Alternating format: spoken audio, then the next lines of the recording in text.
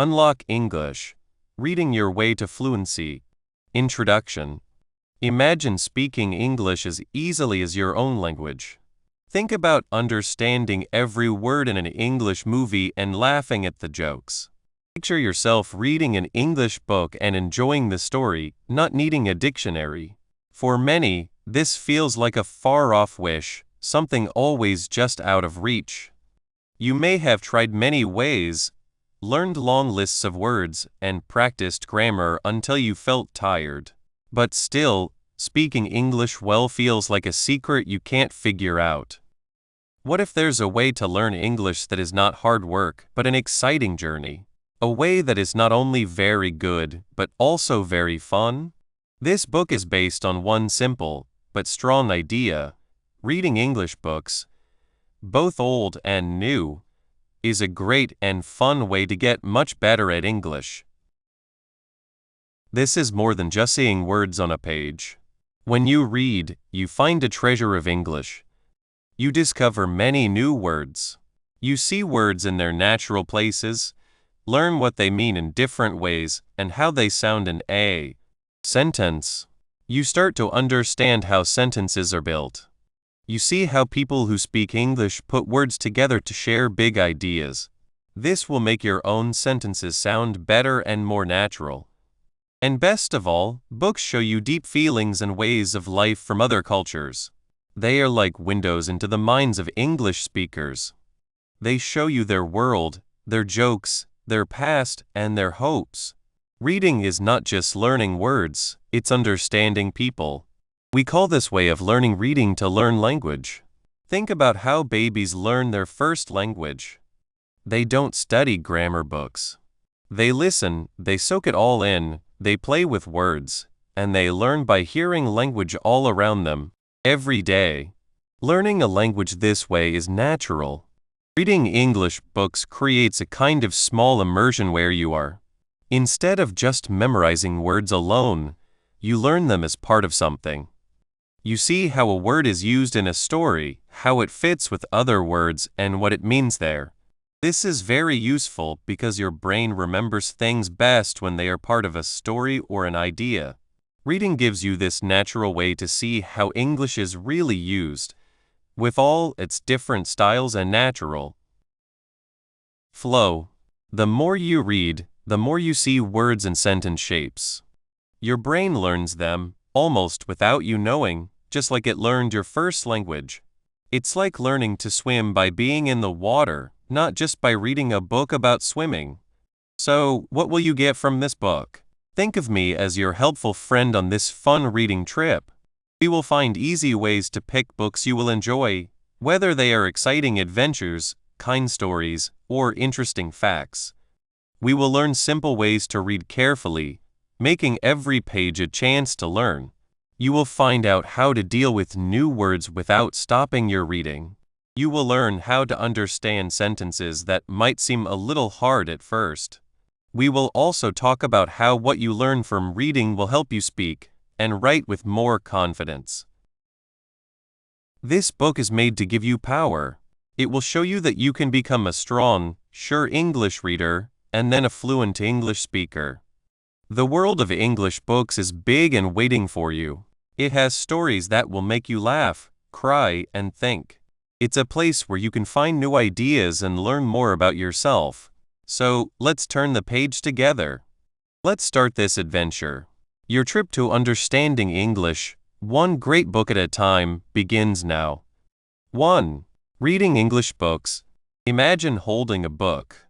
It might be old, with pages that smell like stories and adventures. Or it could be new, its cover promising a fresh journey. That book is more than just paper and ink. For us learning English, it's like a treasure box, a secret key, and a good friend all in one. This is what we mean by reading to learn English. It means learning English by reading stories and ideas, not just by memorizing word lists. It's about seeing how English is used in real life, not just in a classroom. Think about how you learned your first language. You didn't start with rules, right? You heard words, you saw them used, and you slowly understood.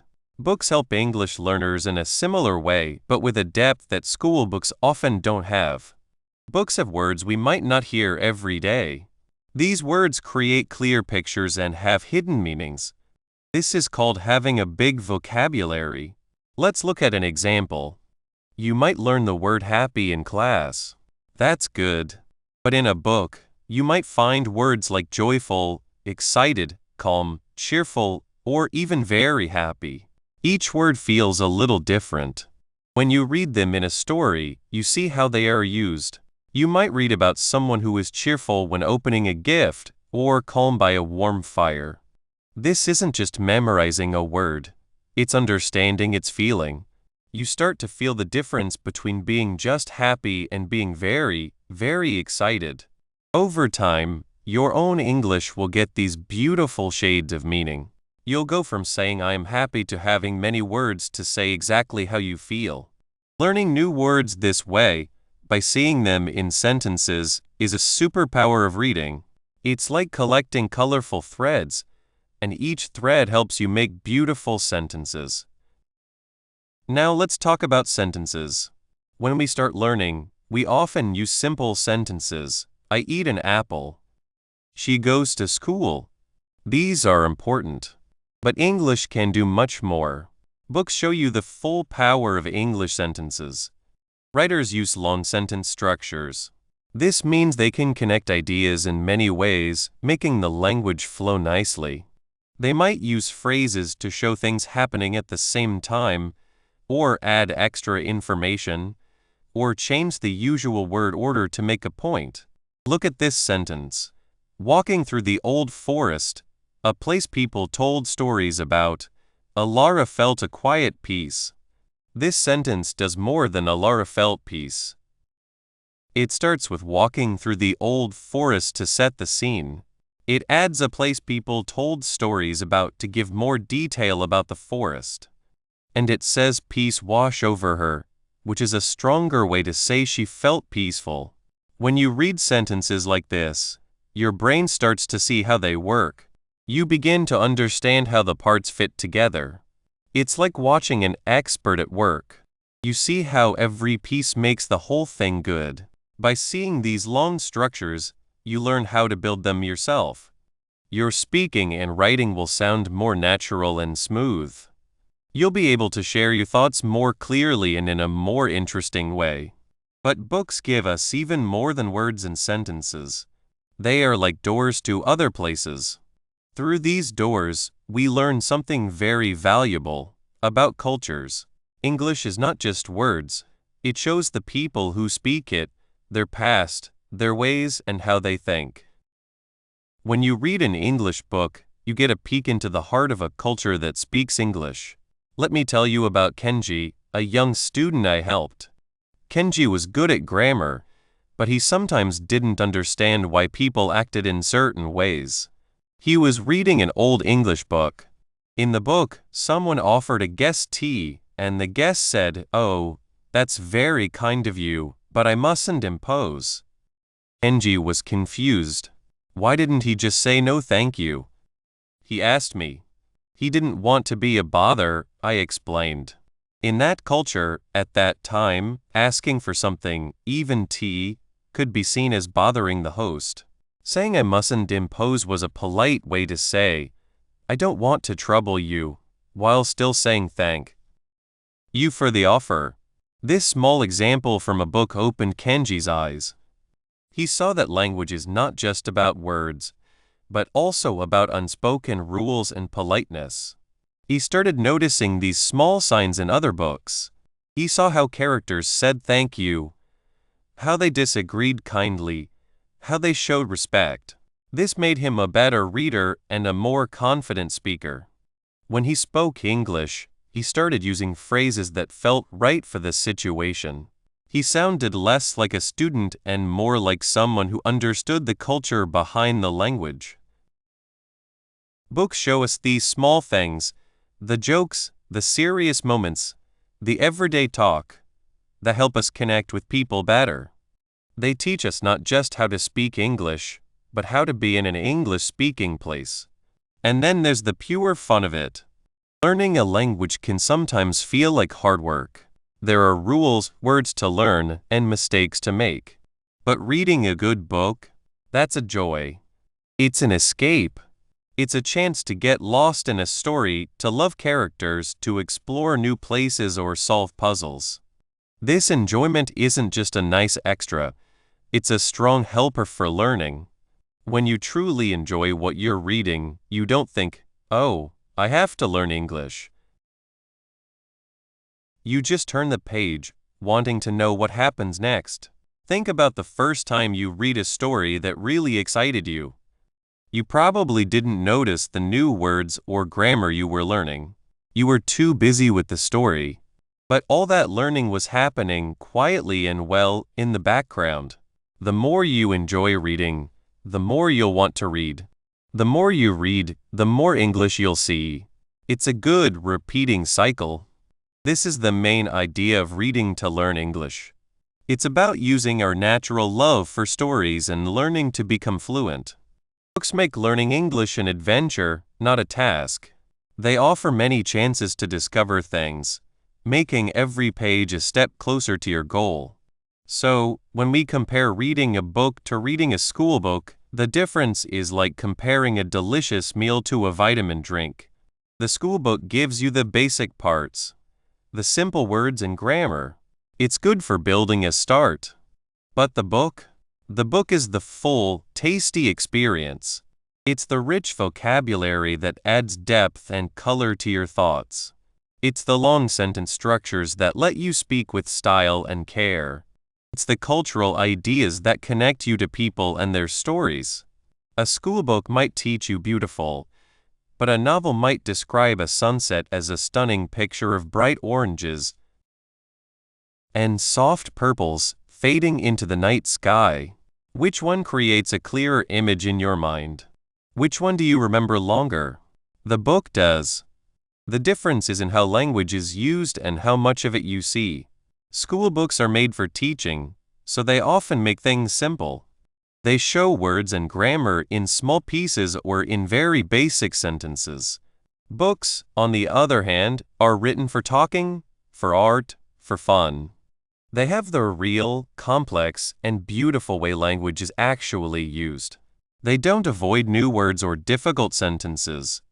Instead, they mix them into a story or an idea, letting you learn them naturally, as part of something interesting. This real language is what makes reading so strong for learning. It's not just about seeing words, it's about understanding their power, their effect, and their place in the whole world of English. Now that we know how much good reading English books does, the many words, the great sentences, the deep look into cultures, and the fun of finding new things, the next important step is to learn how to do this in the best and most enjoyable way. We will now look at how to pick the right books and read them like a reader, not just a student. 2. Learning English better. Learning a new language can feel like climbing a very tall mountain. You might use tools like dictionaries or grammar books, and they are helpful. But what if climbing could be more like an exciting adventure? What if exploring a beautiful place could teach you everything? That is what reading English books can do. It's not just about learning words. It's about truly understanding and living the language. Let me tell you about Maria. Maria was good at memorizing English words. She had many cards with words and could tell you what many difficult words meant. But when she tried to talk simply, she often got stuck. She knew the words, but she didn't know how to put them together naturally or how to understand people who spoke fast. One day, she was reading a simple children's story and saw the phrase, "He was over the moon." Maria knew what over meant and she knew what the moon was. But what did it mean for a person to be over the moon? Her word cards didn't explain this. It was only by reading the sentences around it, seeing how happy the character was in the story, that she finally understood. It wasn't a real place, it was a feeling. This was a small moment, but for Maria, it was like a light turned on. She realized that books showed her English being used, not just in lists. This is the main idea of what we call reading for language learning. It's the idea that by reading books, you are learning English. You're not just looking at words on a page, you're stepping into a world where those words are used by real people in real situations. This way works well because it does more than just tell you what a word means. It helps you understand how words work together, why certain phrases are used, and even how people in English-speaking countries think and feel. Books become living tools, giving you words, showing you grammar, and opening up a new understanding of culture. One of the best things about learning through books is how it helps you learn more words. Think about it. When you see a new word on a card, it's like meeting a stranger.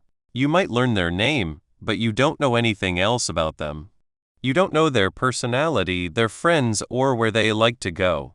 But when you meet that same stranger in a story, walking down the street, talking to a friend, or feeling a certain emotion, you start to understand them. You learn not just their name, but their whole character. The same is true for words. When you find a new word in a book, you see it being used. You see it in a sentence, with other words that give you hints about its meaning. For example, imagine you're reading a story about a detective. You might see the word deduce. The sentence might say, "The detective looked at the muddy footprints and began to deduce who had entered the room." You might not know deduce yet, but because you see it next to footprints, detective, and the idea of figuring something out, you can guess that. Deduce means something like to figure out or to guess based on clues. This is much better than just seeing deduce equals to figure out on a list. The word becomes connected to a situation, a feeling, or an action. It stays in your mind because your brain figured it out rather than just being told. This learning from the surroundings of words makes them easier to remember.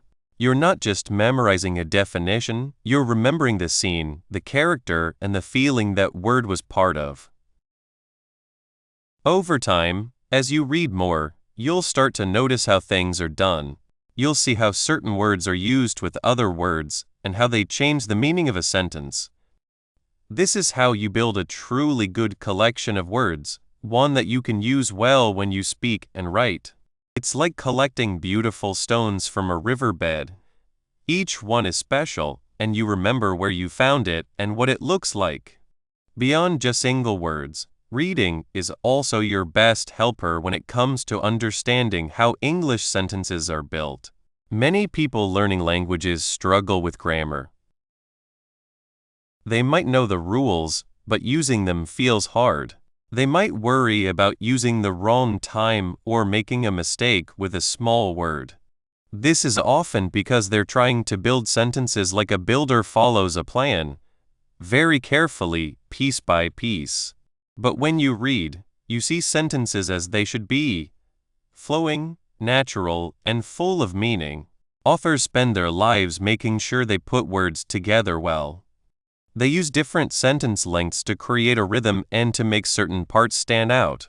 They might start a sentence with a description to paint a picture, or they might start with the main person or thing to get straight to the point. As you read, your brain starts to learn these patterns without you even trying. You begin to have a natural feeling for what sounds right in English. Think about how we learn our first language. We don't sit with grammar books when we're babies. We listen to our parents, we hear stories, and we start to speak. Our brains naturally pick up the rules by hearing them used correctly many times. Reading does the same thing for your English. You'll see how authors connect ideas using words like however, therefore, or meanwhile. You'll see how they use commas and periods to guide the reader. You'll see different kinds of sentences, short, strong ones for action, and longer, more complex ones for explaining ideas. For example, you might read a sentence like this: "Although it was raining heavily, Sarah decided to go for a walk in the park, hoping the fresh air would clear her head." This sentence has a few parts. It starts with although it was raining heavily, which tells us about the weather. Then it tells us what Sarah did. Sarah decided to go for a walk in the park. Finally, it tells us why she did it, hoping the fresh air would clear her head. By seeing sentences like this many times, you start to understand how to join different ideas together smoothly. You learn how to use phrases like although to show a difference, and how to using words to explain a reason. This isn't about memorizing rules, it's about seeing how beautiful and effective sentences can be when they are made well. You are learning grammar not as a set of boring rules, but as the art of building clear and meaningful thoughts. But books offer us something even more special than just words and grammar. They offer us a direct connection to the culture and the people who speak English. Language is not just a tool for talking, it's a window into how people think, what they care about, and what makes them laugh or cry. Reading stories from different English-speaking countries is like traveling without leaving your chair. When you read a classic book like Jane Austen's Pride and Prejudice, you're not just reading a love story. You're learning about the social rules of England in the 1800s. You understand the importance of marriage, the different groups of people, and the subtle ways people showed their feelings. You learn about humor that comes from misunderstandings and awkward social moments. Or, if you pick up a modern book set in Australia, you might learn about slang words that are unique to that country, or understand different ideas about nature or family. Even in simple stories, you can learn a lot. What characters say to each other shows their personalities, their education, and their background. The descriptions of places, a cozy small house, a busy city street, a quiet forest, give you a sense of the area and the feeling. The author's way of writing, whether it's serious, funny, or teasing, tells you about the author's view and how they want you to feel. This learning about culture is something that word cards and grammar exercises can never give you. You begin to understand the unsaid rules, the common jokes, and the shared experiences that shape how English speakers communicate. It helps you understand not just what they say, but why they say it that way. This deeper understanding makes you a more confident and caring person to talk with. Finally, and perhaps most clearly, reading is the direct way to become a better reader. The more you read, the faster and more easily you will understand. It's like practicing any skill. The more you do it, the better you become.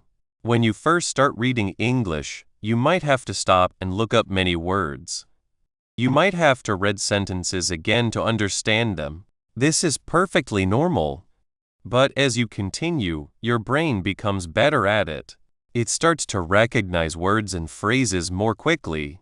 You begin to guess what might happen next in the story. This building of speed and understanding is very important. It means that reading becomes less of a difficult task and more of a pleasure. You can get lost in a book, as we say. You're not constantly struggling with the mechanics of the language. You're enjoying the story, the characters, and the ideas. This enjoyment is key because it makes you want to keep reading. The more you enjoy it, the more you'll do it, and the more your English will get better. This feeling of getting into the flow is a clear sign that you are becoming fluent. You are no longer thinking word by word. You are understanding the whole idea, the whole sentence, the whole paragraph, just as you would in your own language. This fluency isn't just about speaking, it's about understanding and processing English at a natural speed. So, you see, reading for language learning is not just a fancy name. It's a powerful truth. It's the understanding that books are more than just stories. They are lively places to learn. They offer us words in their natural settings, grammar in its most elegant forms, and culture in its most true expressions. By choosing to read, you are choosing a path that is both fun and very effective. You are not just learning English, you are unlocking a deeper connection with the language and the people who speak it. This experience naturally leads us to think about how we can make this journey even more focused and effective, which brings us to the important skill of choosing the right books for your own learning path. 3. Understanding English-speaking cultures. Imagine you have a special key. This key does not open a door to a house, but to a whole world of understanding. That is what reading English books does for you. It is not just about learning new words or how to make sentences. It is like stepping into someone else's shoes, walking through their streets, and feeling what they feel. This is a big part of what we call reading for language learning. Learning English by living through stories. Think about it. When you read a book written a long time ago, perhaps in England during Victorian times, you are not just reading words on a page. You are seeing how people lived. You might learn that in those days, it was very important for ladies to behave in a certain way, and for gentlemen to be polite and proper. You see how families were built, what kind of clothes they wore, and what they talked about. The way characters speak to each other, maybe very formally, using phrases like pray tell, tells you a lot about the manners and social rules of that time. This is the first big gift reading gives us. It acts like a time capsule, keeping the way people lived, what they believed, and what was important to them in different times and places. Now let us say you pick up a different kind of book, perhaps a story from America that talks about big changes happening in society. Maybe it is a story about people fighting for their rights, or about families facing hard challenges. As you read, you will notice the language might be different. The characters might use slang words you do not hear in the older book. Their worries and their hopes might be about different things. This shows us another amazing thing. Books capture the spirit of a place and time. They show us the values that people held dear. In one book, you might see how important family ties are.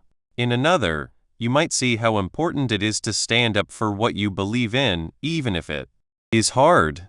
These are all cultural values, and reading brings them to life for you. Let us think about a specific example. Imagine reading Jane Austen's Pride and Prejudice. You will meet characters like Elizabeth Bennet and Mr. Darcy.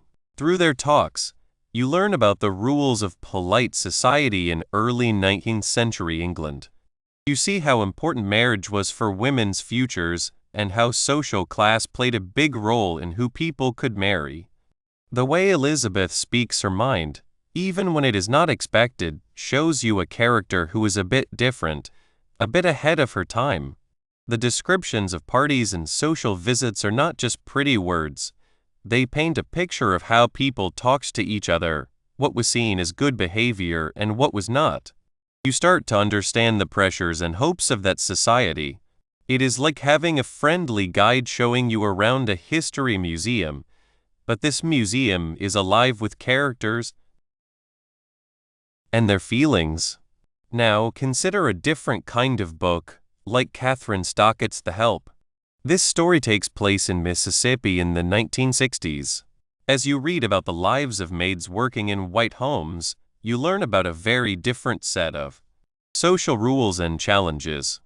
The words characters use here are not formal and polite like in Austen's books. They are real, and they show the pain, the struggle, and the quiet bravery of the characters. You learn about racial separation, about the deep unfairness faced by African Americans, and about the courage it took for people to speak out and ask for change. The descriptions of daily life, the kitchens, the back doors, the quiet talks, all show a culture dealing with hard issues. Reading these two books, one after the other, shows you just how much variety there is. You see that English-speaking culture is not just one thing. It is many, many different things all mixed together. This is where we start to explain the very important point that English-speaking cultures are not a single, unchanging group. English is spoken all over the world, and each place has its own special way of life, its own history, and its own unique traditions. When you read a book from Canada, you might find characters who talk about the cold winters, the wide lands, and a feeling of community that is shaped by the land. If you read a book from Australia, you might learn about the relaxed way of life, the love for the outdoors, and the unique slang that comes from that part of the world. Think about reading a book from India where English is widely spoken. You might find a story full of bright descriptions of holidays, family get-togethers, and the complex social ways that are part of Indian life. The way characters handle their relationships, their respect for older people, and their dreams for the future will offer a look into a rich and old culture that uses English as a bridge. In the same way, a story from South Africa might explore ideas of making peace, having many different kinds of people, and the special challenges and wins of its people. Each book opens a new window, showing you a different part of the large, colorful picture of English-speaking societies. So, how does reading help us understand these differences? It is in the small things, the details that a good writer includes. It is in the words characters use. Are they direct and to the point, or do they speak in a more roundabout way? Do they use a lot of humor, or are they more serious? This can tell you something about how people in a certain culture talk. For example, in some cultures, it is very important to be polite and not direct to avoid causing offense. In others, being direct is valued. Reading a book will show you this naturally. It is also in the descriptions. How does a writer describe a home? Is it a cozy place filled with family chatter? Or is it a place where people value their own space? How do characters act when they meet someone new? Are they right away friendly and open, or do they take time to feel comfortable? These descriptions, these character actions, are not just part of the story, they are reflections of cultural ways. A character who is always offering food and drink to guests might be showing a culture where being welcoming is extremely important. Another character who carefully plans every step of a social visit might be showing a culture that values order and politeness above all else. Let us go back to our questions. How does a specific part of a story show a cultural value? Well, in Pride and Prejudice, the way Mr. Collins talks about his boss, Lady Catherine de Bourgh, shows a strong sense of social levels and the importance of respecting those above you. His constant praise and respect show a cultural value placed on social standing and support from others. In The Help, the characters' inner thoughts and their quiet talks about the unfairness they face show a hidden world of kept feelings and a strong wish for respect and dignity. The very act of writing and sharing these stories, even in secret, shows a cultural value placed on telling the truth and being united. And how does reading stories from different English-speaking countries help us avoid making broad statements? By reading a lot, you start to see that there is no one typical English speaker. You learn that people in New York might have different customs and ways of speaking than people in London, who are different from people in Sydney, who are different from people in Mumbai. For example, you might read a book where characters are very excited and show their feelings a lot, and then read another where characters are more quiet and do not show as much. This teaches you not to assume that everyone from an English-speaking country is the same. You begin to appreciate the beauty of this variety. You learn that English is a language that connects many different people, each with their own unique cultural flavor. This connection between reading and understanding the real world is perhaps the most exciting part.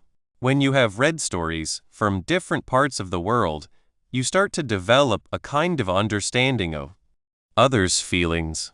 You can imagine what it might be like to be in someone else's place, to face their challenges, and to be happy for their joys. This makes you a better communicator. When you meet someone who speaks English as their first language, you are less likely to be surprised by their customs or their way of speaking. You might already have a sense of where they are coming from, because you have traveled through their world and books. This is not just about understanding what groups of people are like.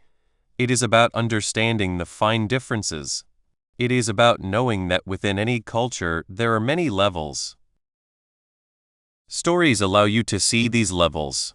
They show you the everyday lives of normal people, their hopes, their fears, their dreams. This kind of understanding is very valuable. It helps you build connections, whether you are traveling for a holiday, working with people from other countries, or simply making new friends. Your ability to connect with people grows because you have a deeper understanding of their backgrounds and how they see things. Reading for language learning, as we have talked about, is about more than just words. It is about taking in a culture, a history, a way of thinking. When you read a book, you are not just figuring out sentences, you are taking part in a conversation across time and space. You are learning about the world and the people who live in it, all through the magic of stories. This journey of discovering cultures makes your learning experience better, more meaningful, and finally, more effective. It prepares you not just to speak English, but to truly connect with the people who speak it. By putting ourselves into the stories and worlds shown in English books, we not only improve our words and understand difficult grammar, but also develop a deeper, more understanding view of the people and societies that speak this worldwide language. This understanding of culture, in turn, helps us connect more truly and move around the English-speaking world with more confidence. As we have seen how reading opens doors to understanding culture, our next step is to look at how this same active engagement with reading makes our thinking skills sharper, allowing us to look at and understand information better. 4. Putting it all together. Imagine you have a really good book. It's not just a story. It's like a box of treasures for learning English. We've seen how reading gives you new words, shows you how sentences are made, and teaches you about other ways of life. Now, let's learn how to make all these parts work together, like a great team, so you can speak English very, very well. Think about learning to cook. You don't just learn about flour or eggs or sugar by themselves. You learn how they mix to make a cake. Reading is like that. New words are like the food items. How sentences are put together is like the recipe. And the culture is like the kitchen. It's where everything happens. When you put them all together, you make something wonderful. Understanding and speaking English with confidence. This idea is the main point of what we call reading to learn language. It's not just about seeing words on a page. It's about understanding how those words work together, how they make meaning, and how that meaning connects to the world. Books are amazing tools that are alive. They give you not just words, but how to use them, how to build sentences that make sense, and how to understand the people who wrote them and the world they live in. Let's see how you can do this actively. It's like being a detective, but instead of solving mysteries, you are finding the secrets of English. Reading with purpose, becoming an English detective. When you read, you are not just a passenger, you can be the driver. You can choose to read in a way that helps you learn more. This is called active reading. It means you are thinking about what you are reading and how it is made. One of the most helpful skills you can learn is guessing from the words around it. This means using the words near a word you don't know to figure out what it means. It's like looking at all the clues in a sentence to understand a new word, instead of stopping to look it up every single time. Let's say you are reading a story about a person who is very sad. You might see the word melancholy. If you don't know what melancholy means, look at the words around it. Maybe the sentence says, "A wave of melancholy washed over her as she looked at the empty house." You know, sad and empty house. These clues strongly suggest that melancholy means a deep sadness. You have just learned a new word without even using a dictionary. This is a big step to speaking English well, because people who speak fluently often guess meanings from the words around them. They don't always know every single word, but they can keep reading and understand the main idea.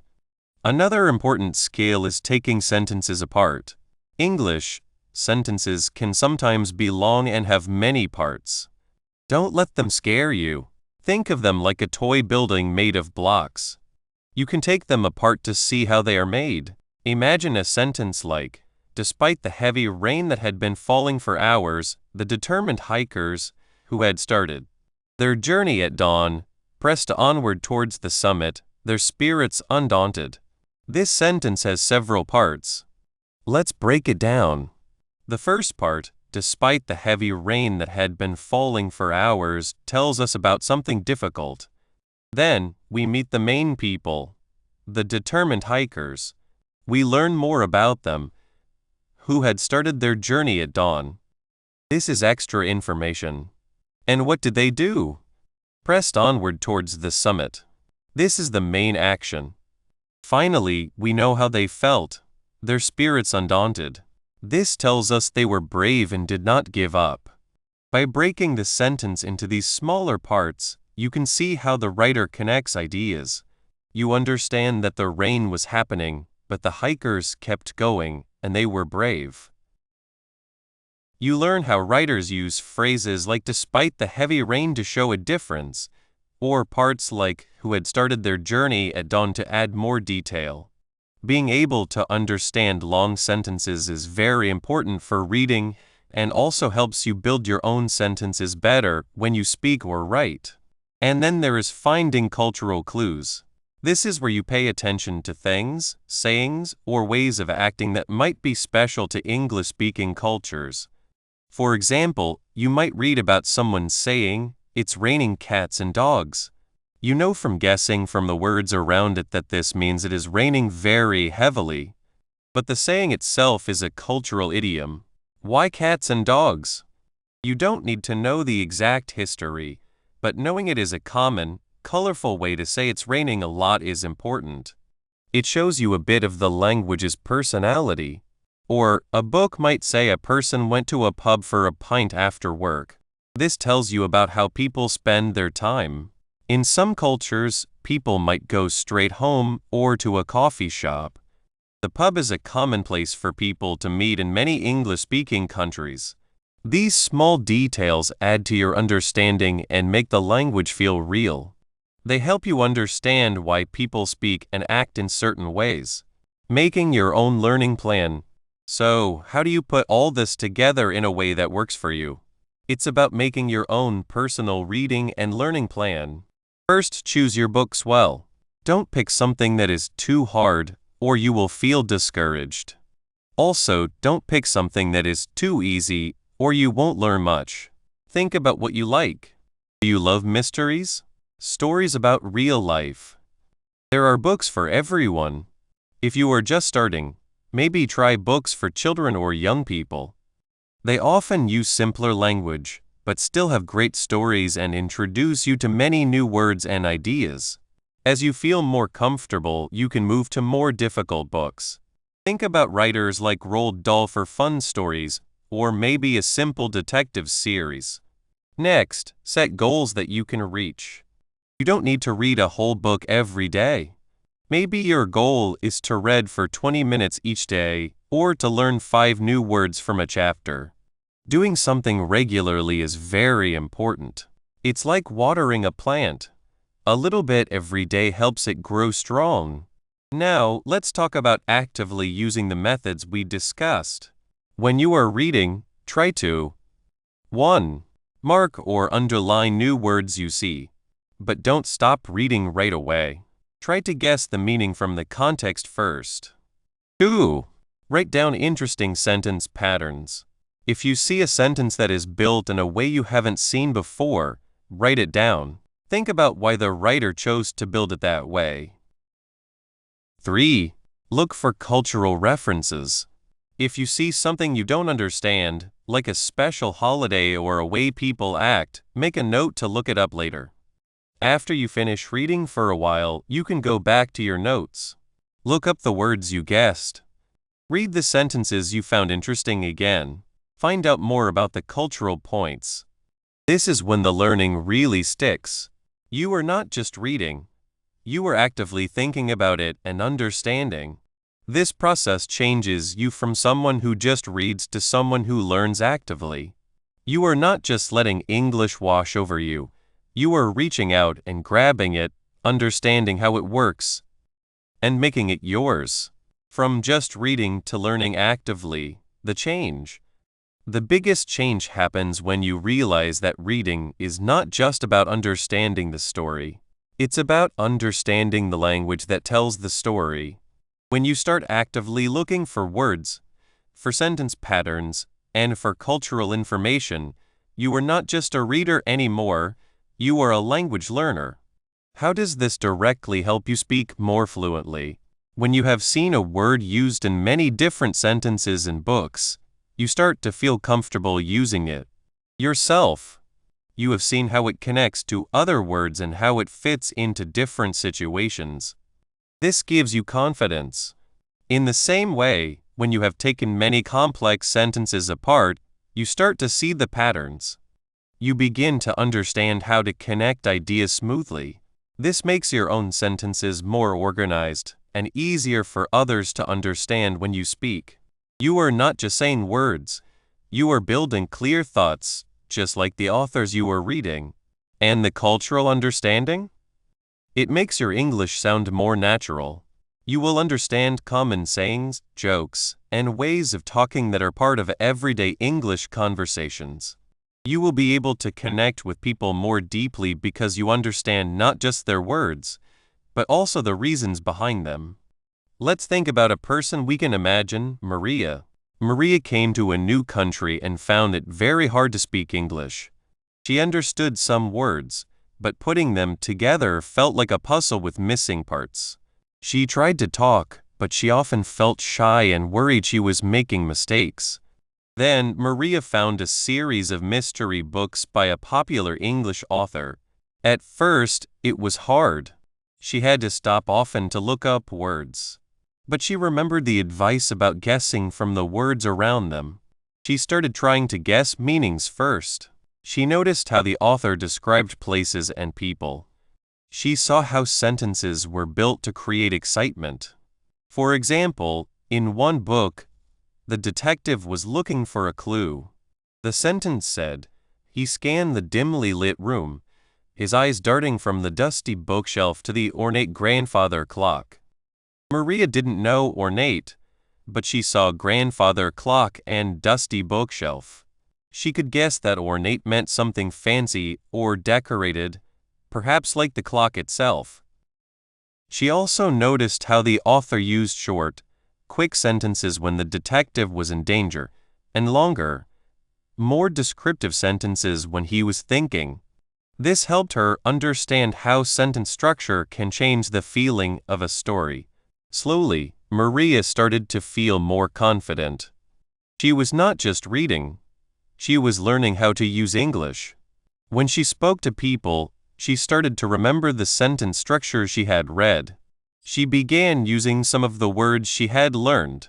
She even started to understand some of the humor in English. She was not afraid of making mistakes anymore. She knew that even if she made a mistake, she could learn from it, just like she learned from the books. Maria's experience shows us the power of putting it all together. She didn't just learn words. She learned how words fit into sentences, how sentences create meaning, and how that meaning is shaped by culture. She actively worked with the text, and by doing so, she actively built her ability to speak fluently. So, when you pick up your next English book, remember that you are holding more than just a story. You are holding a door to new words, to clever sentence ideas, and to a deeper understanding of the world. By actively exploring these things, by putting them all together, you are not just reading your way to fluency, you are actively creating it. You are building the skills, the confidence, and the natural feel for English that comes from truly connecting with the language. The next step is to take this amazing understanding you are building and use it in the world. How can you use these skills, this confidence, and this new way of thinking about English in your everyday talks? And your writing? That's what we will explore next. Conclusion: you have reached the end of Unlock English, reading your way to fluency. This is a great accomplishment. We have traveled together learning how reading English books, both old and new stories, is not just fun, but a very strong way to become good at English. The main idea we have focused on is reading to learn English. This means every page you read is a step towards speaking and understanding English well. We saw how books give you many new words, interesting ways to put sentences together, and a look into different cultures, all for you to find. Think of reading to learn English like a gardener planting seeds. Each word you read is a seed. Your mind is the good soil where these seeds grow. The more you read, the more seeds you plant, and the better your English garden becomes. This way of learning feels natural, like how children learn their first language. It's not about memorizing lists of words. It's about taking in the language as you see it used in stories.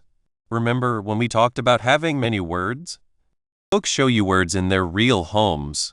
You don't just learn a word. You learn how it's used, what it truly means, and other words that mean the same thing. This is much better than just practicing single words alone.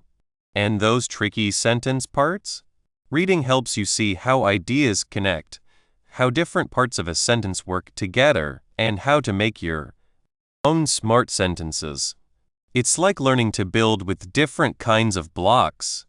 The more you see, the more creative you can be. Books also help you understand other people. They show you how people think, what is important to them, and how they talk. Knowing about other cultures is a big part of truly knowing a language. While practicing grammar and word lists can be helpful, reading gives you a complete and fun experience that truly makes you feel part of the language. Your reading journey builds on itself like a ball of snow rolling down a hill. The more you read, the bigger and faster your progress gets. What seems hard at first will become easy with time. As you learn more words and understand sentences better, your confidence will grow. You will feel more comfortable talking, writing, and understanding English in all ways. Most of all, reading should be fun. Whether you are reading an exciting mystery, a sweet love story, or a book that makes you think, the joy of the story itself helps you learn. Your reading journey is special. There is no single right way to do it. The best books are the ones you enjoy. Do not be afraid to try different kinds of books, writers, and styles. Find the stories that make you curious, the topics that make you want to know more. Your excitement will be your biggest helper. The wise words of old writers and the new ideas from modern writers both have a lot to offer. Do not limit yourself. Explore the wide world of English books. You now have the way to make your English better by simply reading. So, what will you do next? Pick up a book today. It does not have to be a famous old book. It could be a short story, a magazine article, a post on the internet, or even a comic book. Start small. Read for just 15 to 20 minutes each day. Reading a little bit often is more important than reading for a long time once in a while. Do not worry about understanding every single word. Focus on the main idea, enjoy the story, and let new words and phrases come to you naturally. Keep a small book or use your phone to write down words or phrases you like. You can look at them again later. Your path to speaking English well is not finished. It is just starting its most exciting part. Enjoy the adventure, love the words, and let reading change your English. The world of books is waiting for you. Have fun reading.